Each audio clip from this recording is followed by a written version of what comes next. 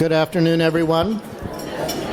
This has been an extraordinarily rewarding day so far, and I'm thrilled to have the opportunity to introduce our final keynote speaker, Dr. Ramel Kweku Akyirefi Smith. Ramel was born and raised in Milwaukee, Wisconsin. A licensed psychologist and clinical psychologist by trade, Ramel has developed his skill set in a variety of arenas. In addition to his work with the Wisconsin Department of Corrections, the Milwaukee Public Schools, Children's Hospital of Wisconsin, the Milwaukee Bucks, the National Football League, the United States Department of Veteran Affairs, and the University of Wisconsin-Madison.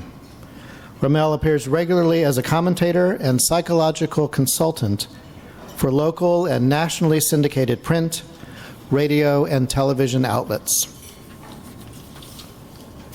On the local level, Ramel provides training and support to area schools and agencies on the topics of violence prevention, trauma-informed care, social justice, and human trafficking. He has authored several scholarly journal articles and book chapters, and is co-author and editor of the book Building a Better Man, a blueprint for decreasing violence and increasing pro-social behavior in men, which is used nationally for training and support of young men in their journey towards mental wellness, mindfulness, and manhood. Currently the host of Unspeakable Truths, Ramel has been the president of Blaquesmith Psychological Consultative Services since 2007. Please join me in welcoming Dr. Smith.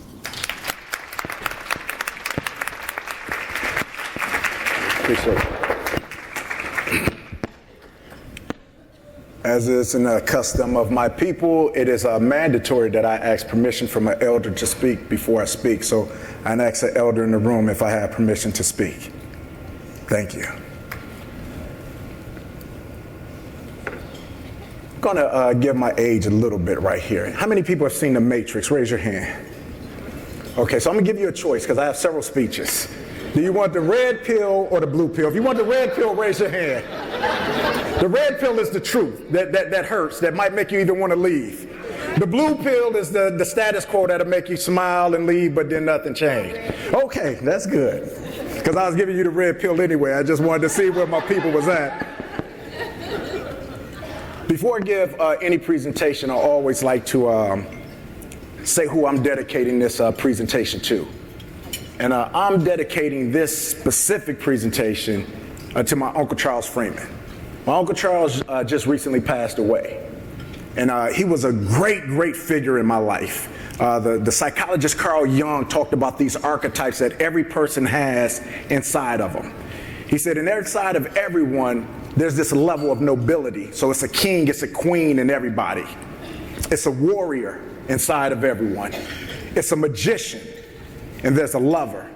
Now, as a king, my Uncle Charles was a tremendous provider for not only his family, but people in the community, his extended family.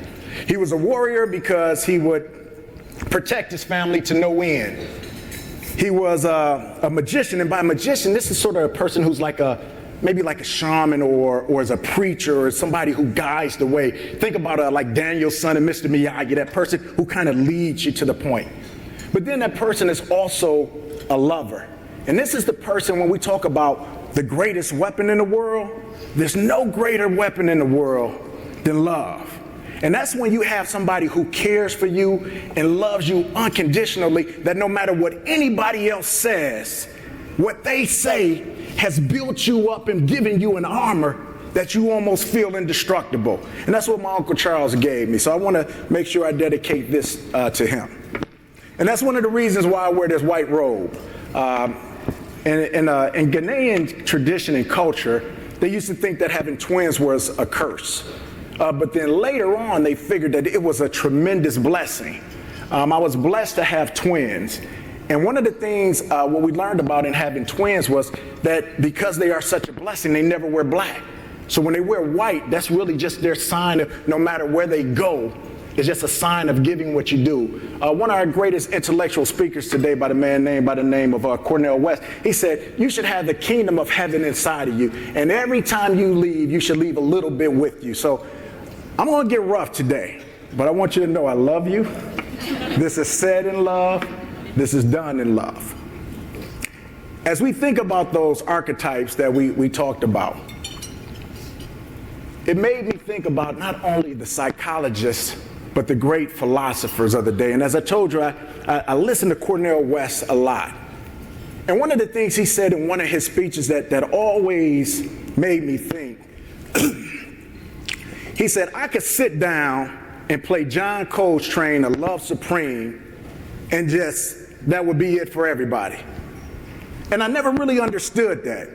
I said, how could you play an album that has no words, but yet that could soothe everything that you did? And so what I would do is I would listen to this album, and for some strange reason, it was calming. But I started to do more research. I started to read biographies on John Coltrane. I started to look at some of his work. And when I looked at truly what brought up the love supreme is what brings us here. He was a man that was brought up in great love, but then he had tremendous trauma in his life, some self-inflicted. And in that self-inflicted wounds, different things started to happen. And when he went to create a love supreme, that was him wrestling with that part of himself to say, who am I to this world? Who am I to my family? Who am I to myself? And so when I started to think about this, I started to examine even more. And when he wrote A Love Supreme, it wasn't one song. It was an album that was composed in a 4-part suite. The first was called Acknowledgement. The second was called Resolution. The third was Pursuance. And the fourth was a song. I was like, oh, this is deep. And so on those 4 topics, I want to speak to you today. So the first one, when we talk about trauma, we talk about healing, it's got to be a level of acknowledgement about a pain, a hurt. And one of the things that was said earlier this day by Brother Smith, a young man from Milwaukee, the Office of Violence and Prevention, who I absolutely love, he talked about if we're going to deal with something, we have to get to the depths of the problem, of what the real problem is. I'm going to tell you what the problem is, and before you run, I want you to let me explain it. Because it's 2 words, and it's centered deep within white supremacy. There's a lot of things we don't want to talk about when we say certain things, and they get a little so nervous, and some people say, oh, I don't know if I want to hear this, if I want to go here. But let me explain to you what white supremacy really is. Because some people in here, y'all white, but you're not really white. I'm going to say that again. Some of the people in here, y'all think y'all white, but you're not really white. Because see, when we talk about white supremacy, first of all, it's a fallacy. There's no such thing really as white, black, or whatnot like that. That was created by Carl von Linnaeus to separate the races. There's one race, the human race.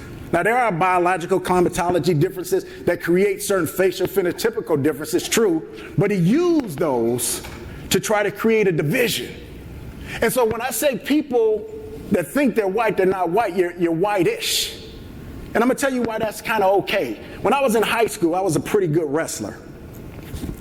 But I didn't want to train. And because I was so good, I could beat most of my opponents very early. But when I found somebody who had a skill set just as good as mine, I usually lost because they had a different stamina that I didn't have. And I'll be honest with you, and I'm embarrassed about it, but I got okay with being mediocre at it. Because what would happen is they had this thing called the 5th place medal. So if you lost in the first round, instead of just everything being over, they had what they called the consolation champ. And so I would lose the first round, but then I would win every other match because these were the people who really weren't that good, so it was no competition. And even though the 5th place medal wasn't as good as the 1st place medal, it was better than having nothing. So now what am I talking about? That white people are not all white. Because when we talk about true whiteness, see, whiteness is not a color. It's an attitude. And when we start to look at that attitude comes from a supreme being of being over something in a way you don't even understand it. What do I mean by that? We talk about our judicial system. We know that there's a two-tier justice system, but I don't even think it's a two-tier justice system or a three-tier justice system. I think it's a four-tier justice system. When we look at it, yes, we know that from a police rate, when we look at jails, when we look at the way people are criminalized, when we look at the way people are in prison, we know that black and brown people are disproportionately in prison. Then you got a second part where you have white people who think they're white. Now see, you got it better than the black and the brown person, but it's still there. But see, now you have a third tier, and that's for that kind of white person who's got a little bit more economic advantages, where they have some resources and they can connect. But then in that fourth tier, what you have is those who never see the judicial system because their power allows them to go far beyond ever being before a judge. So when we start to think about who the real criminals are, why is it that tons and tons of drugs can be put inside of the United States, but only the lower level people are truly convicted? Now I want you to think about this real carefully, because this is where it gets tough. When I tell you about white supremacy, I'm not talking about a white person who's just in the room, because if you live from check to check, you just white-ish, you're not white. You're going through the same thing. And I'm gonna tell you, this is the truth, because if you look back in 1676, and you look at Nathaniel Bacon, when he had a revolution, he said, you know what? I understand what this aristocrats are doing. So what he did is he pulled all of the poor white people and he got all of the black people together, and he said, we're going to revolt. And they had a revolt in Virginia, and guess what? It worked. But unfortunately, he died of dysentery, and they took down the revolt, and they regained the city, and they hung the men who was with him. But what they said is, oh, wow, he's on to something, though. We got to be careful with this. So that's when the enslavement period, as we know, actually instituted, and the enslavement period of people from the diaspora became so rough and rugged where they separated it by race. So now when we start to think about this, I want to tell you that when we look at trauma, oftentimes we're talking about solving it after it's already happened. What can we do? Well, why do we gotta wait? So now when we start to talk about that the government doesn't really care, because that's where the true supremacy comes, I want you to look at this. What causes trauma? What causes pain? What causes hurt? We look at all of our systems that we have, and we see how they are absolutely corrupted. We talk about regulatory capture. You look at the EPA, the CDC, the FDA. These are all supposed to be environment places that's supposed to protect us. But ask yourself, do they really? Look at our food. Look at what's allowed to be in our food. Everybody in here has been affected by cancer in some way, some form, some fashion. But look at what's allowed to be inside of our stores, inside of our grocery stores. Now, we don't just look at that, but now, let's say we look at other different institutions, and we talked about it just a little bit before. We look at the torture of foster care. We look at special education and juvenile justice system, that unholy trinity. When we start to see all of these things affect all people. But what it is because some of you have that 5th place medallion and it's not as bad as others, you think it's okay. But this is the real thing. Because if one person goes through trauma, the whole essence should be that we all go through trauma. Because see, when we talk about acknowledging, what we have to do is see what is the real problem. And then we have to ask ourselves, am I willing to do everything it takes to defeat and to disrupt this problem? But the beautiful thing about acknowledgement is not only saying that there is a problem, but there's a source, there's an answer, there's a way. When John Coltrane finished writing The Love Supreme, his wife said when he came down from the attic, which he did kind of a hiatus writing this, he came down with this piece of work as though he was Moses with the 10 Commandments. Because he had put his heart into it, and what he acknowledged at this time was this. When he wrote Love Supreme, it was supposed to be entitled Allah Supreme. But he understood the day and the time and the sentiment with anti-Muslim rhetoric, that how it might be perceived. But he had no problem changing it to love. Because if you read in the Bible in the 1 John, in the 4th chapter, 8th verse, it says, he that loveth not knoweth not God, for God is love. So when he put love supreme, it was the same for him. But when we talk about this and we talk about what is the weapon that we have, that weapon is love. Now, when we talked about those archetypes, remember, we talked about having kings and we talked about having warriors. See, the beautiful thing about having this right here in this educational setting, most of the times when people think about warriors, they think about soldiers. They think about those people who were willing to give their life on the battlefield, and that's a beautiful thing. The only thing is this: if you live by the sword, you die by the sword. Whatever's taken by blood has to be kept by blood. Why do you think America's military is as strong as it is? Look at how the country was founded. But see, what we have to do is we have to be realistic and we have to be honest. I stand here before you, a man full of failures and faults and flaws. So when I see other men, I recognize that they have those same things too. But for some reason, when we talk about the founders of this country and we talk about this great Constitution, we don't talk about their dark side. Now see, when I told you about those 4 archetypes, the king, the warrior, the magician, the lover, the beautiful thing about that is it's got a good side, but it also has what Carl Jung called a shadow side. And in the shadow side, that's it perverted. See, that's the king that is no longer really loving his person, his country, but now this is the tyrant. So when you hear names like Hitler and Stalin and Mao Zedong and Caesar, those are the names that come up. But on the other end, you also have the weak king, the weak queen, the person who cannot protect, who will not use their authority. So when I see the founders, I understand that they were men that had great values in certain ways, where you could see the great king side come. But we never talk about the negative side. And see, this is the thing my mama told me. She said, if something start wrong, it's just going to end wrong, because it's just there. So when we think about this, look at how this country was started. It was traumatized from the beginning. And so for all of my Shakespearean people, I want you to think about this. Remember the scene in Macbeth? When Macbeth comes and he talks about he's done the deed, and they say, oh, a little water will wash our hands of this blood and clear our conscience. But later on in her sleep, Lady Macbeth comes out where her conscience just reveals to her, I just got to get this blood out, this spot out, I can't get it out. She goes insane mentally till she kills herself. I suggest to you, and I submit for your consideration today, that we are in a Lady Macbeth situation in this country. Because when we have people who can look at trauma and still go on with our regular day life, that's a form of insanity. That's a form of inhumane. So when we start thinking about what am I willing to do, I want you to ask yourself literally, what are you willing to do? So we talk about acknowledgement. The second one was resolution.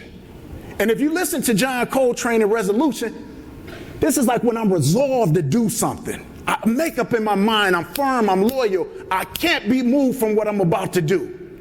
But it's so upbeat. And the reason why I love that it's upbeat, because he said, I'm going to stand on this. And I'll stand on this until I die. Socrates is being credited for saying that the unexamined life is a life that's not worth living. William Butler Yeats followed it up by saying this. He said, it takes more courage to look into the dark corners of your soul than it takes for a soldier to have the fortitude to fight in battle. Think about that. That look in the mirror that so many of us don't want to do. Think about it, we look at social media. Everybody is good to post their beautiful pictures. I get my sister say, hey, take that picture down. You look good in it, but I don't like that one. I said, no, but I look good. That's my angle. That's my spot. But if it's a bad picture of me, I'm not putting it up. The bad parts of my life, I'm not putting it up. So now when we start to look at this, and let's be honest, and this is for my black people in the room specifically, for my other marginalized communities, sometimes we're a little whitish ourselves. We're so big to talk about white supremacy and what the white man does when we enact some of the same ways ourselves. And it's not impossible to think because we've been indoctrinated in the same system. So when they say, why do black lives matter? Well, how can you say that to black people when they get mad when a white person do it but not a black person? Well, we've been taught the same thing that you've been taught. that our lives don't matter. And we also understand that the punishment might not be as severe. Now, we understand proximity to those issues and whatnot like that. We put that into consideration. But when we start to think about who we are and how we're going to make a difference, we have to be willing to die right here today in a way we've never died before. We have to be willing to say, you know what, I'm part of this problem. And that's where the resolution comes. I'm resolved to do something about this. When I worked for the Milwaukee Bucks, Jason Kidd used to challenge the players every day. He said, how do you get better every day? And it was amazing to me how much effort we put into a basketball game that absolutely meant nothing. But I said, what if we took this strategy into life and said, how do I get better every day? So when we start thinking about having a resolution, I want you to really to challenge yourself, because we come into these conferences thinking about how we can help other people. And if you're thinking that you've already on the wrong road, you got to come out, how do I get better? How do I improve myself? And when you look into the dark corners, when we talk about the king, we talk about the warrior, the magician, the lover, that's within all of us. We look at the good side, but how about we look into that shadow side? See, that's why I love to stay in the light, because I can see my shadow and it's ever present. That's that looming part of me that wants to come out. I tell people oftentimes, usually before I speak, said I was raised in a house of peas. They say, well, what do you mean by that? I said there was a lot of preachers, a lot of psychologists, a lot of pastors. There's a lot of good things. But there's also some pimps, some players, some prostitutes, and some pushers in there. So sometimes what come out of my mouth, I don't know what side's going to come. When I look at my A score, I got a 7 out of 10. But when I look at my resilience score, I got a 14 out of 14. And the reason why I'm able to overcome some of those things that hurt me in the beginning, that 7 out of 10, that's the shadow side that can come up at any moment. And all my people up in here, they say, yeah, I can be professional, but don't take me there. You don't want to see this side of me. I don't think you really do. But then, see, there's that side of us that's full of love. And that's why we got to be ever present to look at us, because whatever side we feed is the side that's going to win. But see, when we're constantly in our shadow side and we're dealing with ourselves, we're not dealing with ourselves, it's impossible to heal other people. But Gandhi said it best. He said, be the change in yourself that you want to see in the world. So if all of us just really did something good about working with ourselves, we'd see how much we kind of solved some of the problems before. So now what I want you to think about this, the next one, and this is the beautiful part about Coltrane. I don't want y'all saying, but this is a licensed psychologist. He didn't give us any stats. He didn't give us any data. This is based on what, just subjective thinking. No, this goes correctly in with the trans-theoretical model that Prochaska and Clemente put in the 1970s. In the stages of change, they said if you want to change, you go through 5 stages. The first is pre-contemplation. That means I ain't even thinking about this. It's not on my radar. And that's when we talk about white privilege, we talk about male privilege, we talk about heterosexual privileges, Christian privilege. When you have privilege, you don't see it. That's why we have to examine ourselves. So when we talk about pre-contemplation, that means I don't even know it's a problem to look at. But the next phase is contemplation. Contemplation means you done said something, you didn't put something on my mind. I'm going to think about this now. Now I ain't going to do nothing, but I'm thinking about it. And this was the crazy thing. I was talking over here with my people from RIAC. We talk about the juvenile justice system and how horrific it is, and it is. When I worked at RIAC, the one thing I would see is young men who were labeled as ED, BED, CD, any kind of alphabet you could get. Then I see these same young men come in and graduate with HSEDs like nobody else in this world. And that's higher than the GED. But these were the people who was said was incorrigible, who couldn't learn. And not only were they learning, they became tutors to their peers. And when I think about that, I was like, it's just all about the environment. It's about where they need to be. And so when we go into this, we say, what do we have to give? We have to give the love. So we go to pre-contemplation, contemplation. Something was put into their mind that I can't do this. But the next one was preparation.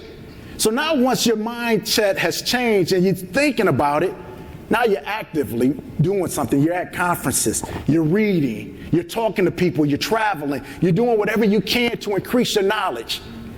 And this goes on with acknowledgement, resolution, pursuance, because now pursuance is, I'm resolved on this, but I'm going to do it. And after preparation, I prepare, guess what? I put it into action. And so this is the challenge I have for you. The reason why some of us won't challenge the system is because we're scared. See, this is that king archetype. That's the weakling. That's afraid to challenge the status quo. I won't say something because I won't get promoted. I won't say something because I may get fired. I won't say something because they might look at me a little different. See, we're afraid to lose some of these comfort comforts that we have. And that's why I said this is when I knew my whiteness was in the true exact, when I was in Mother Africa. I was complaining. I was like, I felt like Simeon coming to America. I was like, I'm badly in need of a manicure. It's like these toilets, man, these roads. It's just, I was just complaining, whining. And there's nothing wrong with having certain features. I'm not saying we have to live an aesthetic lifestyle.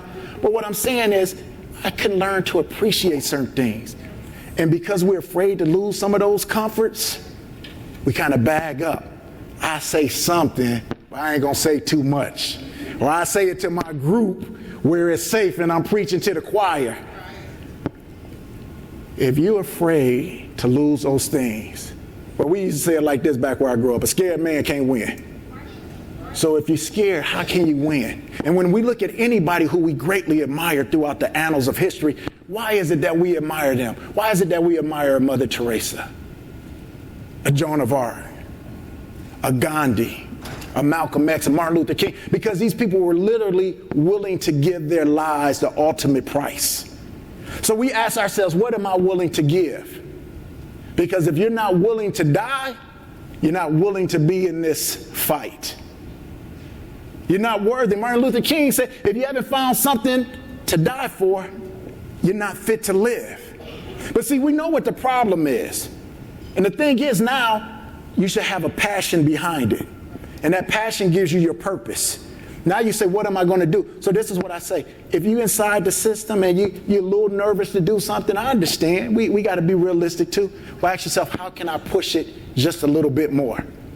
But for those who might be a little bit more bolder, say, how can I think outside the box and challenge them in ways in which I can maybe keep some of my safety and security because I need to be here, but I challenge them in ways that push them even further. And for those of you who dare to be the radical revolutionaries, speak the truth, no matter what it does for you. It was Nathan Hale who said when he was about to be hung from the British as a spy for America, he said, I regret that I only have one life to give for my country. It was Patrick Henry who said, give me liberty or give me, see, that's how I know you don't mean it. He said, give me liberty or give me death. I welcome a death like a Spartan from 300. I just want to die a good death. I want when I die them to say, hey, you know what? He did his thing. He gave everything he gave. The reason why we celebrate Kobe Bryant is because he had the Mamba mentality on the court. What he did for basketball was absolutely incredible. How many of you have a Mamba mentality for what you're doing? Where you're willing to sacrifice in ways that the person next to you won't sacrifice. You're willing to give something that the person next to you is not willing to give. Because if you're not willing to do that, you can't really talk. And what we have to do is be willing to challenge the system.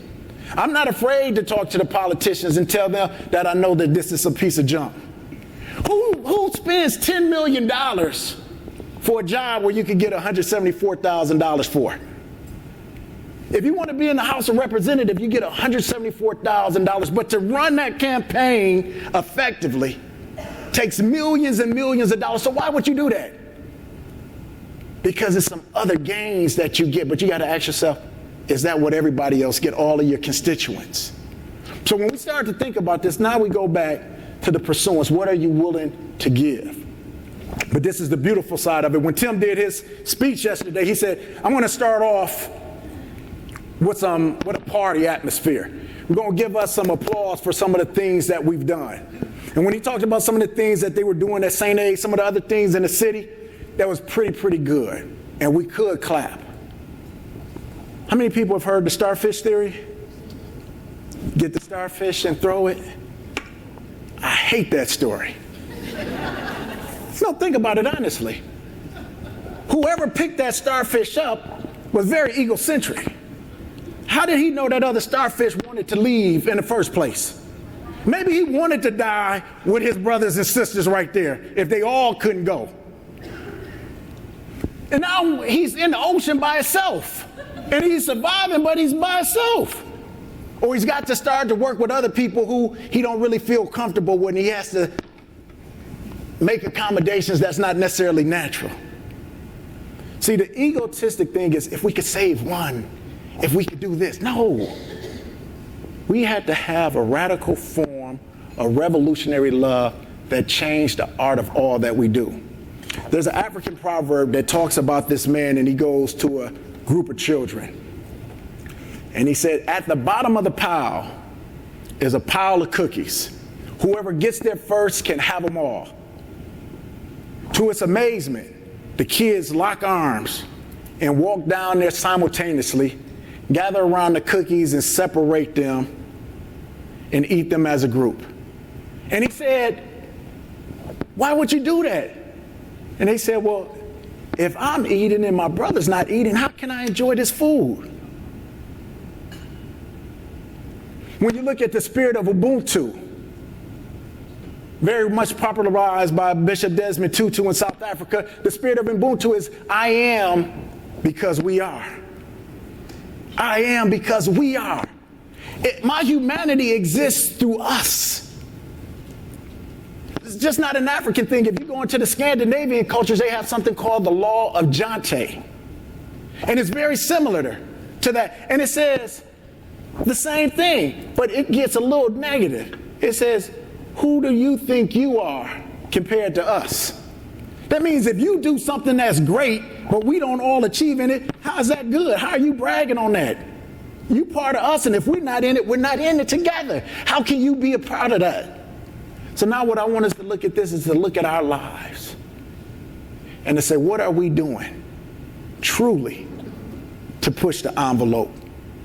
See, we can do some things to pat ourselves on the back, to say we're doing the most that we can, that I've done enough, I've done more than others. But again, that's that 5th place medal.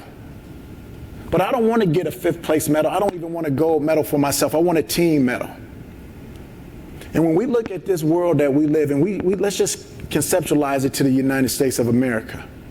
When you have 1% of the country that owns over 40% of the wealth, how can you call that fair? People to say it's capitalism. I say that's a lie. What we live in is not a capitalistic society. This is a society run by plutocrats and oligarchs. It's a small amount of people who have all of the wealth. It's a small amount of people who have all of the power. But if you say something like socialism, people run away when we already have socialism in place. But the ironic part is they say we have socialism for the rich, but capitalism or individual, rugged individualism for the poor. So what we got to do is not let people capture words. People say, are you a communist? Are you a socialist? Are you a capitalist? I said, I'm all three. Because I don't care if the government is a communist government. I don't care if it's socialist, if it's capitalist. What I care is that it's legal, that it's ethical, is that it's moral. Because at its heart, any of those could be great. Nobody would deny that what Fidel Castro did with the medical education was good. But who want all that if you can't have the rest? That's like having an uncle who molests you, but he paid for your college and he buy you a house. Like that, it don't even matter. But what if we could take that good part of the king of Fidel and remove the shadow? What if we could take the best parts of communism, where the government say, hey, you know what? Something's not right. How do we get this together? Not to run it and lord it over you as a dictator, but it's something beautiful. It amazes me that so many Christians talk about socialism when socialism lives all throughout the Bible. It's not those titles of those things, it's the people who run them. And as we stated before, it's a select top that keeps all of us who have similar interests divided and fighting against each other. And it's not until we get the spirit of Ubuntu, till we learn to live by the law of Jante, that we start to recognize what the true healing can be. But there can be no true healing until we heal within ourselves. So what I challenge you all today to do is to do like I stated before, look into the darkest corners of your soul. Look into those shadow archetypes that you have, because there's a king, there's a queen in everybody in this room. There's a warrior in everybody in this room. There's a person who's a magician. That means you're a guide, you're a mentor to help not only the next generation, but even the people who are your peers and those over you. But also the lover. How do you tap into that side where you don't hit the shadow side, the perverted side of it, but we see the beautiful side? We're quick to talk about domestic violence right now. And see, that's the lover side. But see, that domestic violence goes into the perverted side where it's controlling. And as if I can't have it my way, I'm going to demand it in a different way. And that warrior archetype not comes out as a strong person, but comes out as a person who's infantile and immature and expresses their power in a negative manner. The thing is, we all have that inside of us. And the very persons who we talk about, sometimes we exhibit some of those same things. I always stated to myself, if I would be a biblical character, I think I would be King David. And I think that's because King David exemplifies all four of those archetypes very well. He was a king, he was a warrior, he was a magician, he was a lover. In so many different ways. In fact, he said he was a man after God's own heart. And when I started to look at that, but I also see the dark shadow of King David. How the sword never left his house for things that he did, and how even his children at the end started to betray him. So when we start to think about the things that we do, and the things that come back up on us, we have to look within ourselves. But this is the beauty. When we collectively come together and hold each other up, when your shadow side starts to appear, there's so many other people who bring in a beautiful light around us and allows us to see it and to correct that. I'm a big fan of prisons in the beautiful way that they were created. Because see, not what we're talking about the prison system we have here. The prison system we have here is punitive and it's criminal to me in itself. Prisons were created for three reasons. They were supposed to punish the person who did what they did and say, you need to be removed from society because you're not in the spirit of the law of Jante. You're not using Ubuntu. The second was it was a deterrent for other people. If you do this, this is where you're going to go. But the third reason was supposed to rehabilitate you. We were supposed to welcome you back. Come back in. And see, what we have to do is we have to imprison some people the right way. And who we have to imprison? Those people who don't want to follow the law of Ubuntu, the law of Jante, where it's all of us together. Because this is the honest part about it when you live in a dog-eat-dog world. It said an eye for an eye leaves everybody blind. If we don't come together as brothers, we perish as fools. We can see the writing on the walls. You say, well, what's the hope? What can we do? The one thing that always pulls us together to our sense of humanity is collective tragedy. Think about America in 9/11 just for a second. How everybody pulled together. Maybe for 40 seconds, but it was together. We didn't know what was going on. Think about when there's a tornado or a hurricane, how strangers help strangers. You see a person with a Confederate flag picking up an old black woman. I mean, it's just stuff that goes beyond our thinking. But now let's think about this on a geopolitical level. As we start to think about climate warming, global warming, we start to think about the coronavirus, how these things can affect all of us. Now, is it only going to be the rich and the elite that gets the antidote, that gets the quinine, while the rest of us perish and suffer? What we have to do is collectively come together. And we have to have a radical revolution to uproot this system the way it is. Because the way the system is, it's built to self-destruct. You look at every great society, I don't care if it's the pharaohs of Egypt, if it's the czars of Russia, the emperors of China. They said these societies would never come down, but they all fell crumbling. But let me put this in your ear. What do you think Caligula would have did if he would have had a nuclear weapon when Rome was burning? You don't think the whole earth would have been burning? Think about how many people have nuclear capabilities, those we know and those we don't know. The next thing becomes catastrophes for everybody. So we have to do something, because if we don't, it becomes dim. But see, this is the beautiful part, because the fourth suite of John Coltrane is a psalm. And a psalm is a sacred psalm or a poem that produces praise. Martin Luther King, right before he died, he said, I might not make it there with you, but we as a people will make it to the promised land. And I don't believe he was just talking about black people. I think he was talking about the humanity of whole. And one of the reasons why I think he was assassinated and killed was not because he had a dream we all come together, but because he was talking about the radical redistribution of wealth. He was talking about boycotting Coca-Cola. They was like, oh, he got to go. But the thing, what I believe about this is this. It was the Stoic philosopher Seneca who said, when the mind puts itself to something, there is no task that is too arduous for it to come. If we collectively put our powers together and we bring it in love, we can sing that psalm, that praise to say, hey, we've come. We can sing in a true kumbaya moment. We can have that true Harambe spirit. We can have that true world that we all hope for, that many believe is a utopian or euphoria dream. But the question is, will it take? What will we do? What it take? William Bernier said another thing. He said, it's a shame that the good lack conviction, while those who are evil and full of malice have passionate intensity for what they do. The only thing it takes for evil to triumph is for good men to do nothing. So as I sit down and I tell you this, with the red pill and the blue pill, we can have the society that we want if we're willing to do everything it takes. And it's going to take that king, that warrior, that magician, that lover in all of us to collectively come together, even with the differences that we have, because there's more that brings us together than more that pulls us apart. But we have to have the conviction to say, I'm willing to sacrifice something. And those who are great understand that may be the sacrifice of your life, but it builds for your posterity for the next generation. And those who we really love and appreciate are those who sacrifice not only for themselves, but for the future. So I ask you this, what are you willing to sacrifice? I have a sneaky suspicion in time to come that we shall overcome in a way that we can't even imagine right now. But as we collectively pull our powers together, we will do something so beautiful, so powerful that people would say, I never even thought that this moment could exist.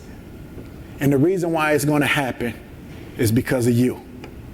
I want you to take this home, and I want you to study, and I want you to marinate on these words, not like I'm something great, because I had to hear these words for myself, and I asked myself, what can I do to be better? And I'm searching for that every day. And the reason why I say this, February 13th, 2020, I was in a wreck, a car crash on I-94.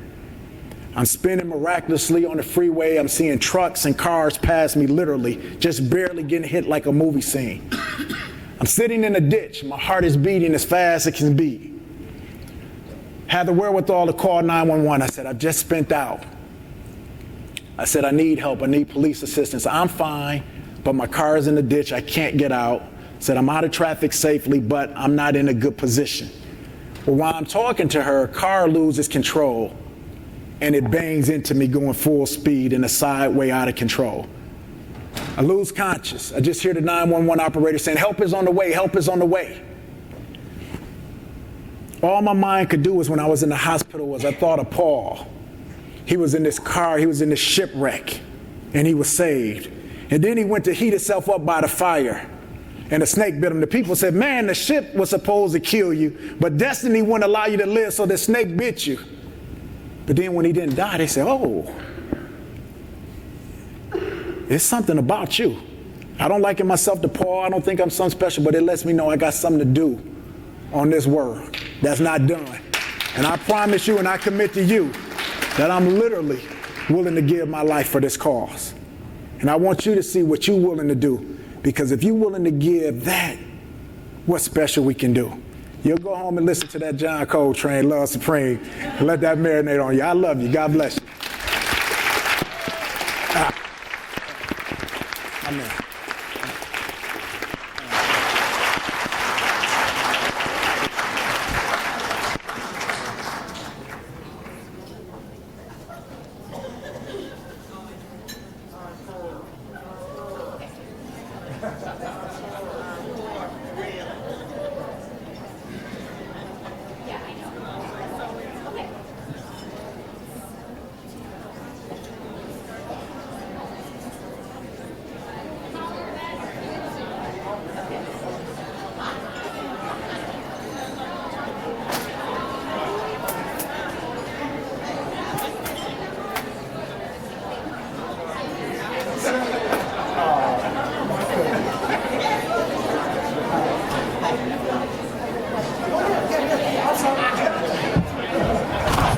our speaker is going to take some questions. Do we have a handheld mic, Christine? Okay.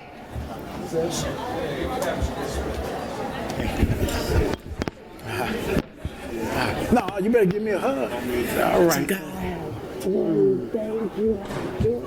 Appreciate this.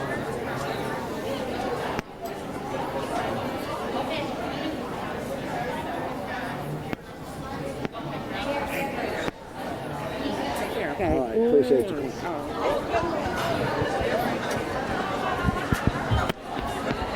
Okay, we have a handheld mic, so if you have any questions for Kweku, just... Questions? Everybody trying to beat that traffic.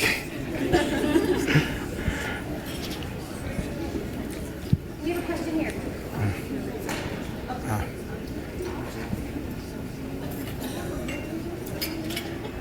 Y'all ain't got to ask a question just to ask a question. My ego will be perfectly okay, I promise you. I want to ask a question. Hi, Okay. I'm I'm Dr. Catherine Hilson, and I just want to say thank you so much for your speech over lunch. Side note, I was looking you up the whole time you were talking, and I just think I'm also from Milwaukee, and I went to Samuel Morton Rufus King as well. Go Generals. Generals? Yes. So I just want, because in the city, okay, full disclosure, I came to class last week after there was some deaths of a woman, Amara Banks, and her 2 daughters. And it's been shown that the 20 murders so far in the city have been, 12 of those have been women and children. So it's a state of emergency in the city of Milwaukee, and also domestic violence is a complicated situation. So I just wanted to know if you can speak more to that, and maybe anything about specifically Black women and Black girls and the way that they're perceived and treated, and how that trauma might be contextualized through those sorts of things. And so that's a great question, and this is the thing. Whenever we start to look at all of the social determinants in our lives that correspond with success, unfortunately, when you look in Milwaukee, Racine, Kenosha, we are always at the bottom of those things. And that goes into when we talk about whitish, with all jokes being aside, where the people who do have what we would say the complexion for protection say, "Ooh, I'm glad I'm not one of them," because our Black women by far are the most underutilized, undervalued creature in America. And the ironic part is they are the strongest. And I don't say that as this. I'm telling you, I've had my second child die. And when she was coming, the nurse came to her. She said, "I want you to know that I know this is a tough time, but I want you to know from the NICU that girls are the strongest. They're stronger than boys." And she said, out of all of the races, she said, our Black girls somehow are a little bit stronger. I don't know why that was, what it is, DNA or whatever, going some of the things from an epigenetic standpoint, just that what we went through. But I think also with that comes that fallacy of being so strong that you're too strong where you don't need help. The reason why we lost our second baby, she was a stillbirth, is my wife was complaining about pain. And we went in, the doctor said, "No, the cervix is long, it's closed, it's good." My wife said, "No, something's not right." And I wasn't smart enough, brave enough, strong enough to insist that she stay in there. So we went home. It was a Friday night. We go back in Sunday night late. Water bus, stillbirth baby. And all I could think was, we just told you, but nobody listened. And I tell that personal story because that's a personal story of mine, but that's one that's all too common and familiar in homes of African American women, where they've told people what was going on. Even when we look in the earlier times of our country, how they were experimented on. And those are the things that starts to what? Drip down into society. Nobody ever wants to talk about how police officers started, but it was kind of brought up, I think, by Catherine a little bit today. And you talked about it starting with the slave patrol, having its origins there. And so when you have your origins there, it's always that bit of animosity that comes with it, that still stings and rings within how it was founded. What happened in 1865? What did Abraham Lincoln do? I guess officially 1863, but what happened? I can't hear you. Emancipation. Somebody said freed the slaves. And if you said freed the slaves, that's part of the problem. Because see, our ancestors were never slaves. If I came into your house and kidnapped you and raped your daughter and killed your son, I would be called a criminal. But somehow we've whitewashed that into American society to say that they were slaves to make it more palatable for our own saying. But this is the thing, if you see my ancestors as slaves, how can you see me as anything else but a slave, to be perfectly honest? And that's what we talk about, unconscious and implicit bias. Because if you see anybody that came from the diaspora as a slave, how can you not see their descendants as a slave? And in that part, see them as less as a human being. When black people were once called chattel, reduced to 3/5 of a human being, and then given full human status, but still through Plessy versus Ferguson, the separate but unequal cause, those things proliferate through our society. And so when there's a call to the police to say, hey, we just want a wellness check, we want an Amber Alert, it doesn't fit the criteria. Well, what fits the criteria if that doesn't fit the criteria? So when we start to think about what it is, we have to be honest with ourselves, again, to the genesis of it. And we got to look and see into ourselves as how do we really care? And the thing is this, the one thing that I love about is a man named John Brown. He was a preacher. He was an abolitionist. He was so radical that Frederick Douglass said, I can't get with you on this one. But John Brown was a white man. And he said, I've tried to get rid of this ill of slavery. And he composed a revolt similar to that of Nat Turner. Now, he was killed along with the other people with him.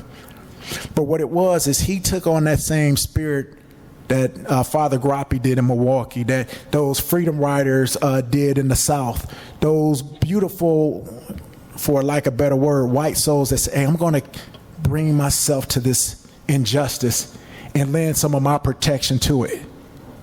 And once you have that level of protection to say, something is wrong, I see this, it needs more voices than just voices that are not appreciated or really respected. My wife, we say it funnily in our house, but it ain't funny. She'd tell me something, and then I see it on the news. She said, oh, wait for the white man to tell you. And that's the joke, but it's not funny. But it is. It's like that's a sense of authority. And what you have to recognize, if you have that power, you have to use it to lend your voices. But not only white people to black people, men to women. Reason why I wear what I wear sometimes is because I'm not Arab, and this is where I got this from Dubai. I loved it. I thought it was beautiful. But when people look at me, sometimes they don't know what to think or to say. What religion is he? What is you thinking? What are you going to do? You radicalize all of these different things that pop up. And what I want to do is just break down stereotypes through this. But what it is because now I can speak from a different place of power to say, I'm not this, but I respect this. I love this. It makes people look in a different way. So to your question, we're not respected because we've never really fully been respected in this community, in this society. And until we do something about that, things will remain status quo. People only do to you what you let them do to you. Thank you. I had to go way around to get there, but I hope I got there. Where was that hand? Oh, thank you. Okay.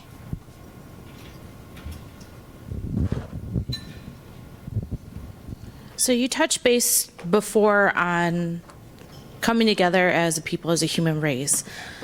What can we do as, coming together for the Latina community and our Native American community, our Asian community? Like, how can we all start cooperating more together and, putting this into action more? That's a beautiful question. And the thing, what we have to do is we have to see how much we really are connected.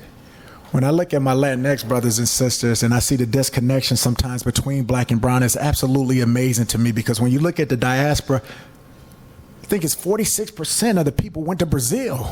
And then you look at the Caribbean islands, only 4% came to North America. You hear the history book, you think everybody just came to America. But what happened is you had different colonizers. And those different colonizers started to separate us. I remember growing up, my grandmother would tell us that she had Indian in her. We laughed, be like, you ain't got no Indian in you, she old. But it was like, because we didn't respect our elders in the way, but she was telling the truth. She was saying stuff that she knew to be. And so when I said there's no specific race, if we look at it from a biological standpoint, what we have to do is this is what I tell people. I said, race is not real, but the effects of racism is real. So what we have to do is start to deconstruct racism by deconstructing race and by saying, hey, I will go to that. I have a good friend who's a judge in Milwaukee. His name is, y'all know Derek, right? Derek is a black man. Derek probably weighed about 350. Needed an organ. I think it was a kidney.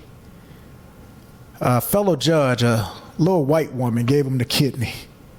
And when I think about how do we connect, that kidney didn't know if it was a woman, didn't know if it was white or whatnot like that. It just knew that it fit. And what we got to do is start looking at things that really matter. If it's anybody who really can be arrogant in this room, it's anybody who has the blood type O negative. Most people don't even know their blood types, which is sad. But why O negative can be that way is because they can give blood to anybody. You can take that, but they can only get blood from O negative. But if you ask somebody on your driver's license, what are you? There's no blood stuff on there. It's this fictitious demographic. So how do we get together? We have to deconstruct what that is. And what we have to do, I think it was said in one of the presentations before, we have to start to connect. One of the reasons why I love to travel so much is because it breaks down the xenophobia. See, what you don't fear, what you fear, you run from or you try to kill. But once you start to be around certain things, you say, oh, wow, this is not bad. When I first met John, he called me for an interview. I said, nope, no thank you, goodbye. He said, no, wait. I said, I don't know you, I don't trust you, you're not getting my name in the paper attached to something you want to say. But very slowly, we started to talk. And the more we talked, the more I started to love him. And the more we started to talk and the more we started to do things, the more I said, this is my brother. And that's what we have to do. And it sounds kind of Pollyanna, utopian, but what we have to do is to connect, and what we have to do is to find the things that connect us together. Like I said, tragedy unfortunately brings us together, but what can we do to get that same spirit that pulls us together for tragedy to pull something together for positivity? And that takes the courage of people to go across into a place that's not comfortable. In order to grow, you have to put yourself in a spot that's not comfortable. In fact, that even hurts. People understand it very well when it comes to working out, but somehow we haven't got that to the point of humanitarian in life. Put yourself in a situation where you are not the majority in the room, where your opinion goes against others, but then see that common ground you have. There's an old saying, there's no atheists in the foxhole. When you put people together, you see them come together as a team like you've never had before. And like I said, I don't have the easy solution to it, but it starts with all of us in here. Because if I bring you someplace and you bring me someplace, we force other people to stretch. It's certain things that can't be done or can't be said. And I used to love being in classrooms when I was the only black person, because I know just me being there automatically altered the conversation. What everybody would say, what everybody would do. But I also felt a responsibility not to speak on behalf of the whole race, because it's not a monolithic group, but to bring in some things that people didn't know, to deconstruct some stereotypes. So what we have to do that is within our small circles, and then slowly expand those things. People say stay in your lane, which I think is like one of the most stupid sayings in the world. If you stay in your lane, how would you ever get off the highway? I mean, literally think about that, like when we say it. Now, I'm not going to move to the next lane till it's safe, so I'm going to look over. But what we got to do is learn to get into other lanes, being careful and being smart, but being brave enough when you want to drive 40 to get into that 65 fast lane, and then get back over, but just understand what it's like for a little bit. We make things more difficult than it has to be. One thing Jamal said, he said sometimes people give a complex answer and a person gives a simple answer. You can always be sure that's wrong. I'm going to disagree with that. Because in the art of science, we talk about something called parsimony. Parsimony is who can explain the toughest thing in the most simplest fashion that everybody gets it. And the simplest thing I can say is this is love. Because when somebody dies, I don't care even if you didn't like that person, it's a level of you that feels for them or their family. Somebody finds out they have cancer. Somebody has a baby. Somebody graduates. You don't even have to know them. You have to see it. And from a biological standpoint, we have these neurotransmitters, chemical transmitters. We have serotonin, dopamine, epinephrine, norepinephrine. But the thing about it is these feel-good things is whenever something good happens, it excites our body. You don't even have to know where to see things. That's why you can see a tragedy of somebody like a Kobe Bryant who you probably never met and could cry because it's an understanding. But in the same way where you could go past a hotel lobby and see some people getting married who looks nothing like you and say, congratulations, and you feel good about it. Because when we do things good, our bodily is primed for us to be in love. Our body is primed for us to do it. We talk about oxytocin. Those are those love pheromones that come out. And I'm not just talking about the honeymoon status, but the mature love. That's that agape love, that phileo love, that storge love that allows us to do it. So we just have to be brave enough to love those who might not want our love initially. Other questions? I think that's my cue to shut up. Say, hey, you did good. Sit down. I have a question. Hey, seriously, I love you all. Wait, there's another question. Oh, okay. Are you good? Okay.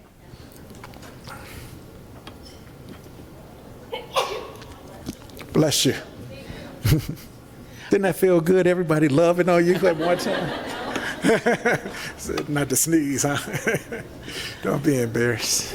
I think this goes off of one of the questions from earlier, but I think one of the experiences that I have, I work in Racine, and I work with teens and young kids, but some of the experiences I've had working with some of my black and brown clients, recently I have had several experiences where they themselves have thought poorly about themselves. Sorry, it's emotional Take your for time. me. Take your time. One of my kids in particular was a 15-year-old girl who I had to take her some place, and I said, hey, I'm in a rush today. Is that all right if I just take you through the drive-thru so I make sure you get a meal? And she said, sure, that's fine. And she goes, it's probably better anyway. She goes, because I'm black and you probably don't want to take me into the community. You could have punched me in the gut. And I guess I would say I had a very whitish response because I was like, what? But I couldn't breathe and it hurt, and I'm not trying to make light of it, but I really didn't know what to say to her. And I know I said something that was kind of stupid because I said, there's a lot of people that, because then she started calling herself the N-word. And so I said, there's a lot of people that have fought for that word not to be used. And she said, well, you know what I mean. And I said, no, I don't, because I've never met one. And she didn't know what to say to that. But I said, I don't want you to feel that way. So I think she and I could connect because I had a relationship with her and I was able to tell her how much I cared about her. But I felt really unable to help her, not being a black woman myself or a woman of color, or to offer her a role model or someone to teach her that she has value. So I don't know if you guys had any thoughts on that. Okay, I got two ways to respond to that. The first one is this. I grew up in what they call now the infamous 53206, which I absolutely hate the connotations it had because it was an environment full of love. Not a lot of economic prosperity, but a love. But the one thing at the elementary school I went to was a lady by the name of Mrs. Allen, Elaine Allen. My second grade teacher was a lady by the name of Miss Broden. My fourth grade teacher was Miss Love and Miss Burnett. The reason why I can name them and not my other ones was because they lived in the neighborhood. And one of the things when we start talking about who we're with, it's not about your color, but it's about shared experiences. And when we start talking about do you live where you work, that says a lot about how you feel about the area and what you think about. Like, I'm better than this, so I'm not going to be here. I'll come here to help you, but I'm not there. It's some places where they say you can't even work here unless you live around here because you have to feel it. So that's not even a question. But the second part to it is because of the reality of the situation is you have to be honest. This is what we talk about white fragility sometimes. You can't be broken up over that. What you have to do is answer her and be brave and be strong with it. Say, baby, I feel bad you feel that way because I will take you to your neighborhood. But I ain't gonna lie, I'm a little nervous. Because there's some neighborhoods I'm nervous to go into. Well, and we actually are from. But my point was, We're actually in the same neighborhood. Oh, well, that's a beautiful thing. But so that's your way to tell her, say, I live where you live. well, and I think maybe it's finding my confidence because I felt confident in the fact that she and I had a connection, but I didn't feel confident just because I guess because I'm trying to be aware of the fact that I don't want to make assumptions about her and her experiences because I am white, you know what I mean? And my experiences haven't been the same as hers. And I know what her background's been, and some of ours is similar, but some of it is different for sure. So it's never any easy way to answer that because it's such an idiosyncratic type of thing. So I'll be giving you kind of generalities because I don't know all of the specifics. But what I can say to this, it's honesty. But it's also relationships. As a psychologist, they tell us the number one reason why psychology works is not because your cognitive or your theoretical orientation, but it's because of the relationship between you and the person who's sitting in front of you. They got to know you love them. They got to know you care. And once people know you love them and they know you care, you can exhibit tough love. Sometimes people want to give tough love before they've given actual love, and that just doesn't work. But once you sat down with a person, and I'll tell you this, when I worked at Ethan Allen, everybody was like, oh, he's going to do great. He's a young black man, all of these black boys. Well, I had this one colleague that worked across the hall, a young white lady, and she left and she was like, well, I'll send my students to you in the mess. I'm sure they'll love to come. They was like, no, we'll wait for her to come back. And it wasn't because they didn't want to work with me, but what they had started already, they had developed a relationship with her, and it was something special that transcended all of these false demographics that we create. Because see, when you're one-on-one, you start to see things in a completely different way. You touch on a humane level. And once you get in a humane level, especially being like, if you're a minority in the classroom, like a white teacher with all black students, you let a new black student come in and they trip on you, you ain't got to say nothing. Your other black students will protect you if you down for them. Because they say, no, she's not like that. But what you got to remember is this. Just everybody has stereotypes and prejudices. And the reason why I didn't want to talk with John is because I've been burned by journalists before. I go into news stations and they want to tape it. And then I said, that's not what I said, how they misuse my word. So John was really getting the brunt of all what the other people was. And I didn't have enough time to really decipher. But because John had the courage to keep pressing in the show, hey, I'm not like the other ones, and say, hey, listen, he would call me and say, hey, I'm going to put this down line for line. And when I saw it, I was like, man, he was telling the truth.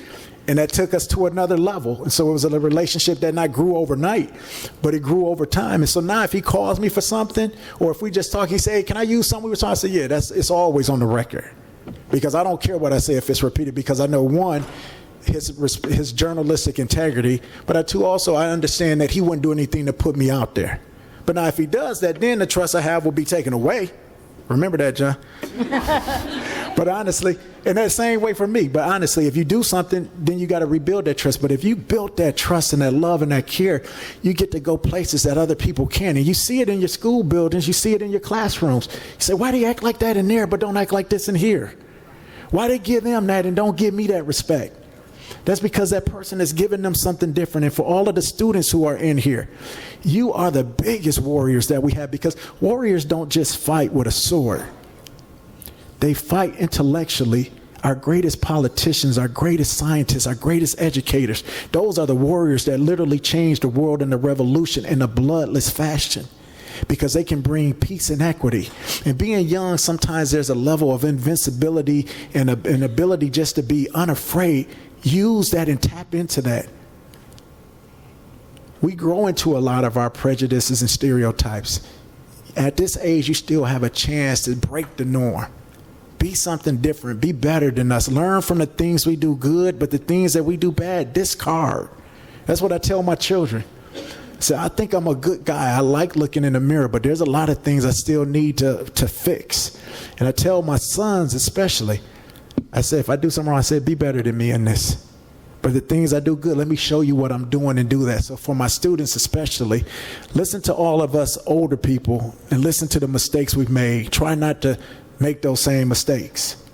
But then be strong enough not only to do the things that we did was good, but to be innovative and creative in ways that sometimes old people will scare you not to do and dare to be great, to go ahead and do those things. Because you have some of the solutions we weren't able to create. So when we start to think about this, it all goes back into that level of being bold and courageous in whatever we do as far as trusting other people, making mistakes. And I say mistakes is nothing if you learn from it, because it just takes you to the next step closer to success. So some mistakes are good. You look at the greatest scientists, failure, failure, failure, failure, great success. But it's because it's something they learned from those failures, what routes not to take.